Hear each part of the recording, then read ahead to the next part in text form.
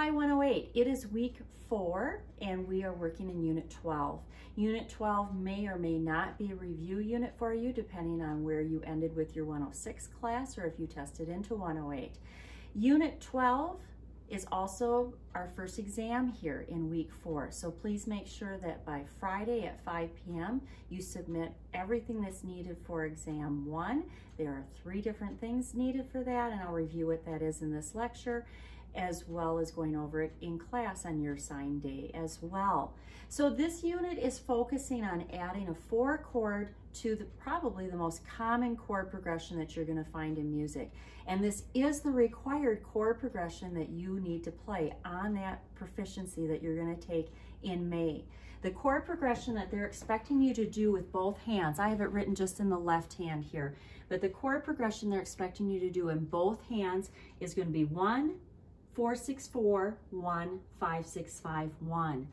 The 4, 6, 4 is telling you that that 4 chord is in a second inversion. So if you look down here, if I'm working in the key of C, my 4 chord of course has that 4th scale degree as the root, major, 3rd, perfect, 5th. So my F major chord.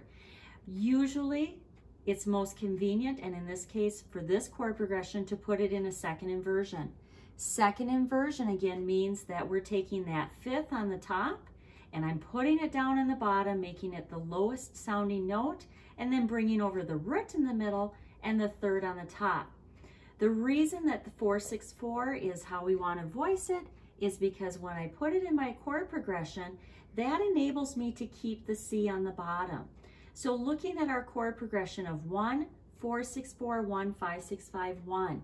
We want as little movement as possible out of the hand. That's what's going to make it the easiest to get to, and it's going to give us the smoothest sound. So when I'm going from my 1 to my 4 chord, notice that the bottom stays the same. Your second finger, or that 4th scale degree, is playing in the middle, and the thumb is going up a whole step. For a lot of people, thinking about movement is going to be more accurate than thinking about what the notes are. If you're doing a chord progression, I think it takes too much time to think, okay, F major, F, A, C, second inversion, put that C on the bottom. But if I think about the fact that here's my 1 chord, and to get to my 4, 6, 4, it's stay, play, up a whole step, you're going to be more accurate with your key signature than thinking through that theoretically. Then we're going to ask you to take it back to a 1. Notice the same thing when traveling from a 1 to that 5, 6, 5 inversion that we worked on last week. This time it's the opposite. Notice how the top is staying the same. The middle is going to be that exact same 4th scale degree. So it would be a finger 2 in the left, it'll be a 4 in the right when we add it to the right hand. And my bottom, to get that 3rd in my 5, 6, 5, is dropping half a step. Again, thinking stay, play, down half a step. Critical, down half a step. You're going to be more accurate with your key signature than if you're trying to think G, B, D, F, drop the 5th, put the 3rd on the bottom, and back to your 1. So my first advice to you for this week would be just start in the key of C with both hands. Just go up and down a 5-finger pattern. 1. Now to get to your 4, 6, 4, bottom stays, 4th scale degree plays in the middle, and that top goes up a whole step. Make sure that you're seeing a whole step and you're not going to the very next key. Back to 1. To get to my 5, 6, 5, I'm going from the top of my hand. Stay, 4th scale degree, down half a step. Again, make sure that you're not going too far. 1. See if you can put it together quicker.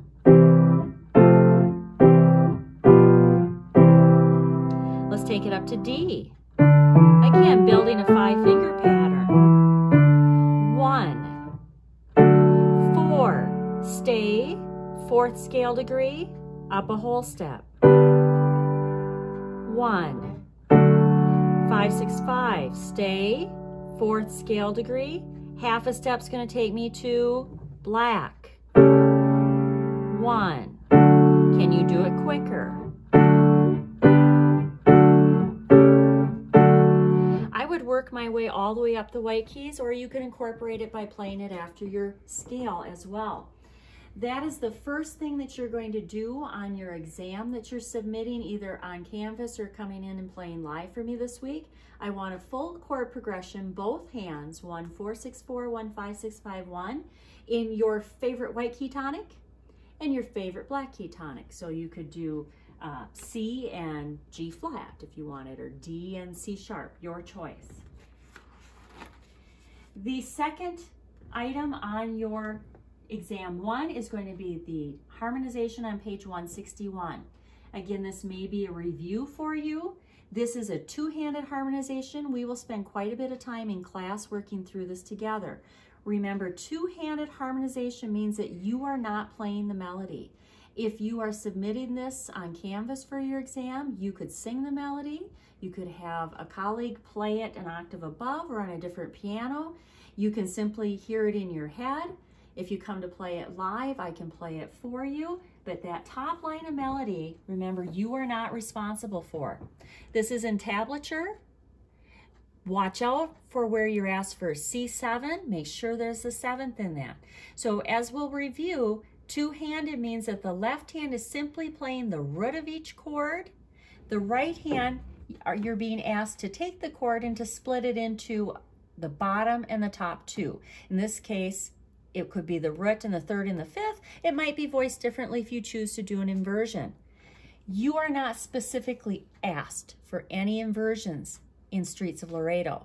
However, you know that you can put anything in that right hand in an inversion if it's easier to reach.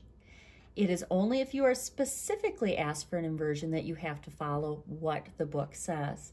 So with Streets of Laredo, remember to pick an octave where you are out of the range of the melody. If I play up here and my melody is going on at the same time, we're not going to get a very good texture.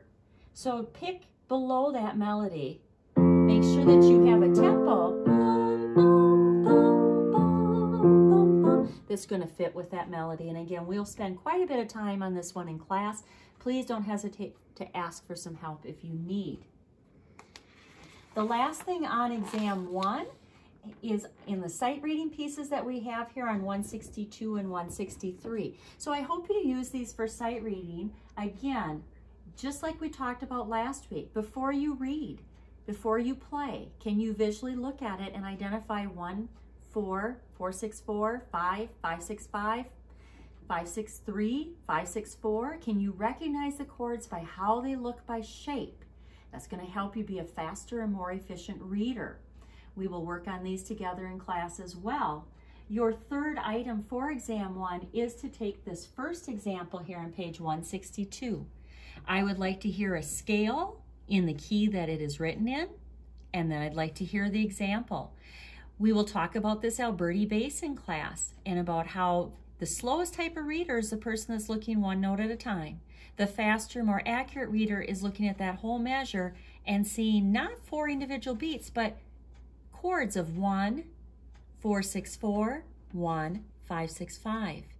You have 2 parts to this exam question. The second part is then to transpose it. Notice I have changed this to B. Your book says F. I would like you to do B.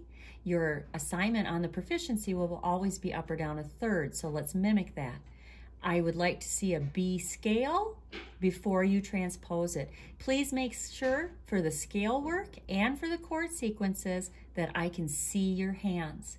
So Unit 12, main idea is getting this chord progression in both hands. Think about movement rather than spelling, which would be slower.